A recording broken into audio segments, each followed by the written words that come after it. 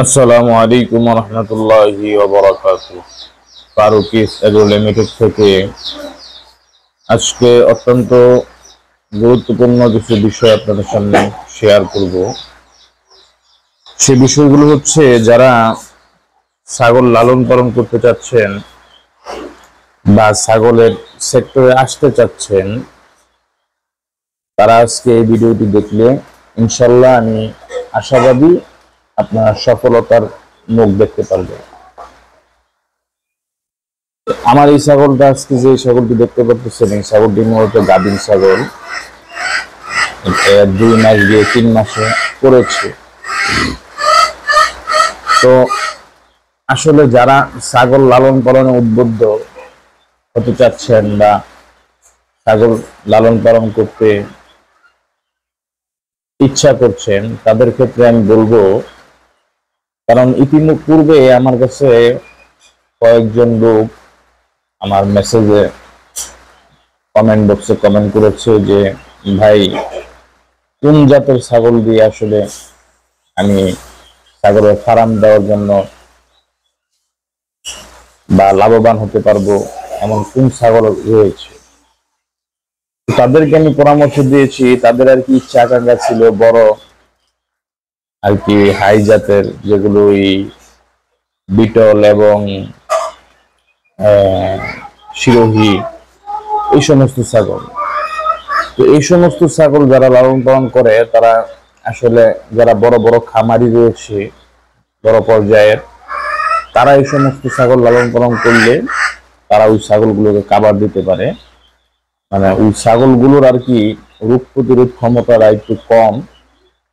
তারা দেখা যায় ওই ছাগলগুলো বাংলাদেশের যে আবহাওয়া এর সাথে পরিপূর্ণভাবে মিল রাখতে পারে না, বিদায় ওই সমস্ত ছাগলগুলো বিভিন্ন রোগ বালাইয়ের মধ্যে পড়ে যায়, যার কারণে পরবর্তীতে ওই ছাগলগুলোকে ট্রিটমেন্ট দেওয়া এবং সারিয়ে তোলা খুব দুষ্কর ব্যাপার হয়ে দাঁড়ায়। তো এই জন্য যারা প্রথমে ছাগল লালন পালন করতে চান, তারা আমি বলবো আমার ক্ষুদ্র অভিজ্ঞতা থেকে, যে আপনি ব্ল্যাক বেঙ্গল, আমাদের জাতের, আমাদের দেশের দেশি ছাগলগুলো আছে, এগুলো দিয়ে আপনি শুরু করতে পারেন, 1টা 2টা 3টা 4টা 5টা দিয়ে।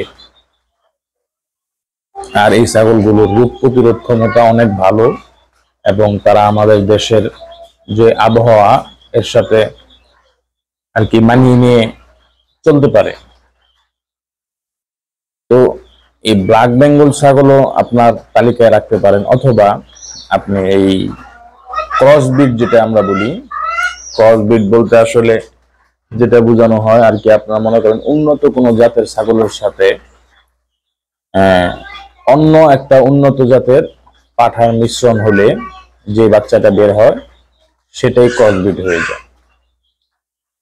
দেখা গেছে একটা শিরোহীর সাথে একটা আপনার ওই বড় দেশি জাতের মনে করেন একটা পাঠা দিয়ে বিট করালে যে বাচ্চাটা আসবে, সেটাই মনে করবেন ক্রসবিট হবে। না ওই দেশি বাপের সাথে মিলবে, না ওই মার সাথে মিলবে। তো এটাকে বলা হয় ক্রসবিট। তো ক্রসবিট ছাগলগুলো খুব ভালো, এগুলো মনে করেন আমাদের দেশের আবহাওয়ার সাথে মানিয়ে নিতে পারে। এই যেমন আমার এই ছাগলটি দেখতেছেন, আসলে ছাগল কিন্তু রাখতে হয় মাটি থেকে কমসে কম 2-3 ফুট উপরে। সেক্ষেত্রে আমি কিন্তু ওকে মাটিতেই রাখি, আর নিচে একটা ফোম জাতীয় আমি দিয়ে রেখেছি। এর দেওয়ার কারণে আর কি সে এখানে শুয়ে বয়ে থাকে, এর কোনো সমস্যা হয় না। কিন্তু আপনি কোনো উন্নত জাতের কোনো ছাগল যদি কিনে এইভাবে রাখেন, সেই ক্ষেত্রে দেখবেন একে ঠান্ডা ধরে ফেলেছে বা বিভিন্ন রোগ ব্যাধি তার শরীরে এসে পড়েছে, তখন আপনি বুঝেও উঠতে পারবেন না তাকে কি থেকে কি করবেন। একটা পর্যায়ে দেখা যায় সেই ছাগলটি নষ্ট হয়ে যায় বা মারা যায়, এরকম হয়। তো আমার এটা হলো ক্রসবিট ছাগল। আর ছাগল কেনার ক্ষেত্রেও আপনি এই খুব সতর্ক হয়ে কিনতে হবে, যাচাই বাছাই করে কিনতে হবে। যাদের নিকটস্থ হাট রয়েছে এবং প্রান্তিক যে কৃষক রয়েছে যারা ছাগল নিয়ে আসে হাটে, তাদের ছাগলগুলো দেখে দেখে কিনবেন। ছাগল কেনার ক্ষেত্রে তার শরীরটা দেখবেন, হাত পা গুলো দেখবেন, কানটা দেখবেন, কান বেঁকাতারা যেন না হয়, কানের অবস্থান যেন একদম সুন্দর হয়। অনেক ছাগলও দেখা যায় কান বেঁকাতারা, এরকম যেন না হয়। এগুলো সবকিছু দেখে আপনি তারপর ছাগল নির্ণয় করে কিনতে পারলে আশা করা যায় ইনশাল্লাহ এরপর তাকে তার প্রপার যে ব্যবস্থাপনা, এই ব্যবস্থাপনা যদি আপনি একে বজায় রাখতে পারেন ইনশাল্লাহ সেই ছাগল থেকে আপনি লাভবান হতে পারবেন। কারণ একটা ছাগল বছরে 2 বার বাচ্চা দেয় 6 মাস অন্তর অন্তর। তো 6 মাসে একটা ছাগল যদি আপনার প্রথম বিয়ানের ছাগলই হয়, যে আপনার এখানে এসে প্রথম বিয়ান দিবে, দেখা যায় কপাল ভালো থাকলে 2টা 3টা, একটা তো দিবেই। আর দ্বিতীয় বিয়ান যখন আসবে তখন দেখা যাচ্ছে 2টার নিচে দিবে না, 2টা উপরে যা দেয় 3টা 4টা। তো সেই হিসাবে গরু, হাঁস, মুরগি অন্য সেক্টর গুলো থেকে এই ছাগলের সেক্টরে অনেক লাভ রয়েছে। তো সেই হিসাবে ছাগল দ্বারা অনেক বেকারত্ব দূর হচ্ছে।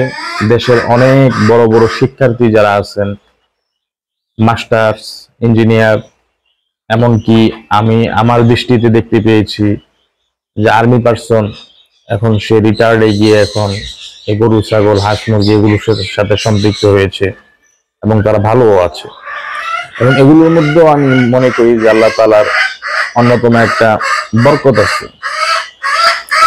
না হয় এগুলো আমরা খাই, এই ছাগল দেখেন মানুষ খায়, আর একটা কুকুরের দিকে চিন্তা করুন, একটা কুকুর বাচ্চা দেওয়ার ক্ষেত্রে 10টা 15টা 20টা 30টাও বাচ্চা দিয়ে থাকে, কিন্তু দিন শেষে দেখা যায় একটা বাচ্চাও পাওয়া যায় না। কুকুর কিন্তু মানুষ খায় না, আর অথচ ছাগল মানুষ খায়। একটা ছাগল 2 বার বাচ্চা দেয় বছরে, মানুষ খায়। এরপরও আপনি হাটে বাজারে যখন ছাগল কেনার জন্য যাবেন দেখবেন হাজার হাজার ছাগল।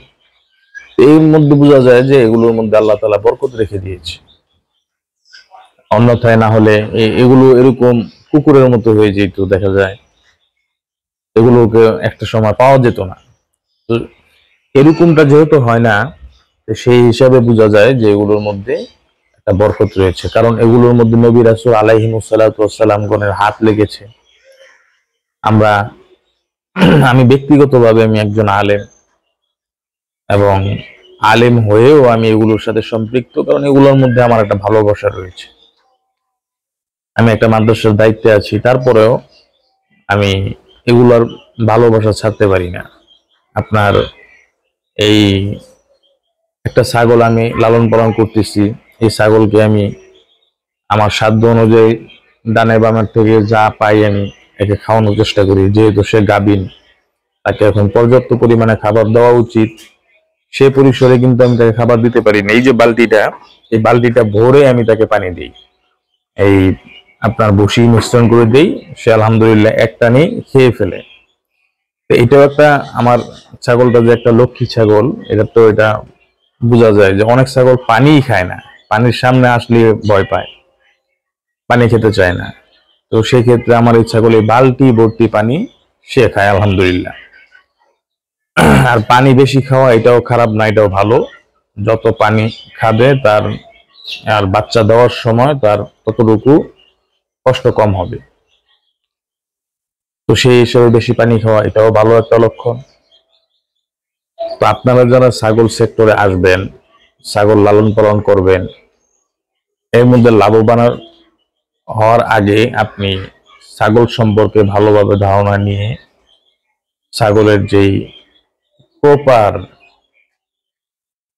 পরিবেশনা রয়েছে এগুলো আপনি ভালো করে জেনে বুঝে এরপর ছাগল সেক্টরে এসে আপনি ছাগল লালন পালন করলে আশাবাদী ইনশাআল্লাহ ছাগল থেকে আপনি একটা বেনিফিট বের করতে পারবেন। তো এই ছাগলটা আমার হচ্ছে আপনার ক্রস ব্রিডের মধ্যে, আর এটা এবার প্রথমে বাচ্চা দিবে। একে 2 মাস ওভার হয়েছে, 3 মাসে পড়েছে। এখন আমি ওকে কৃমিনাশক করব, কৃমিনাশক করাইয়া আমি তাকে লিভার টনিক জিঙ্ক খাওয়াবো। এরও কারণ আছে, এগুলো আমি ইতিপূর্বে আমার অন্যান্য ভিডিওর মধ্যে এই বিষয়ে আলোচনা করেছি যে কেন কৃমির ওষুধ খাওয়াতে হয়। কেন লিভার টনিক জিঙ্ক ব্যবহার করতে হয় এটা আমি বলেছি। তারপরও আবারও বলে দিচ্ছি, সেটা হচ্ছে আপনার ছাগলে যখন গাভীন 2 মাস ওভার হয়ে যাবে, আপনার 2 মাসের সময়, কারণ 6 মাসের মাথায় সে বাচ্চা প্রসব করবে। 2 মাস ওভার হয়ে যাওয়ার পরে 3 মাসে পড়ুক বা 4 মাসে পড়ুক, তখন যদি আপনি কৃমির ওষুধ খাওয়ান, তখন আপনার ছাগলের যে রোগ প্রতিরোধ ক্ষমতাটা এটা বৃদ্ধি পাবে এবং তার ভিতরে যে বাচ্চাগুলো আছে সে প্রকৃত প্রোটিনটা মার থেকে পাবে। তখন বাচ্চাগুলো যখন জমিনে আসবে হৃষ্টপুষ্ট হয়ে আসবে এবং রোগ প্রতিরোধ ক্ষমতা নিয়ে আসবে। আর ছাগল তখন আবার সঠিক সময় হিডে আসবে, তাকে আপনি সঠিক সময় আবার প্রজনন করালে সে আবার কনসেপ্ট করবে। তো কৃমির ওষুধটা এই জন্য, কারণ কৃমি আপনার ওই ছাগলের ঘাস লতা পাতা যা খায় এগুলো কিন্তু কৃমি খায় না। কৃমি খায় ছাগলের আপনার যে প্রোটিন, এই প্রোটিন কিন্তু ভিতর থেকে সে খেয়ে ফেলে। তো তখন দেখা যাবে মা কৃমি ওষুধ যদি না খাওয়ানো হয়, তখন দেখা যাবে ছাগল নিজেও কষ্টে মানে জীর্ণ শীর্ণ অবস্থায় হয়ে যাবে। বাচ্চাগুলো যখন হবে তখন বাচ্চাগুলো দুর্বল থাকবে, বাচ্চাগুলো সমস্যা থাকবে। সেই হিসাবে কৃমি ওষুধটা করে নেবেন। কৃমি ওষুধ করানোর একদিন পর থেকে আপনি লিভার টনিক জিঙ্ক এগুলো শুরু করতে পারেন। তখন দেখবেন আপনার ছাগলের চেহারা, স্বরূপ এবং এর বডি স্ট্রাকচারের মধ্যে অন্যরকম একটা সৌন্দর্য চলে আসবে। আর বাচ্চা যখন হবে, বাচ্চাগুলো দেখবেন খুব সুন্দর আকারে হবে এবং বাচ্চাগুলো সুস্থ থাকবে। তো আশা করি আজকের এই ভিডিও থেকে কিঞ্চিত যে ধারণা আপনাদেরকে দিয়েছি, এই ধারণা অনুযায়ী যদি আমি ছাগল লালন পালন করি বা ছাগল নির্বাচন করি, আশাবাদী ছাগল থেকে লাভবান হতে পারবো। তো আজকে এই পর্যন্তই। সকলেই সুস্থ থাকুন, ভালো থাকুন। সামনে আবারও নতুন কোনো প্রতিবেদন নিয়ে আপনাদের সামনে হাজির হব। আসসালামু আলাইকুম ওয়া রাহমাতুল্লাহি ওয়া বারাকাতুহু।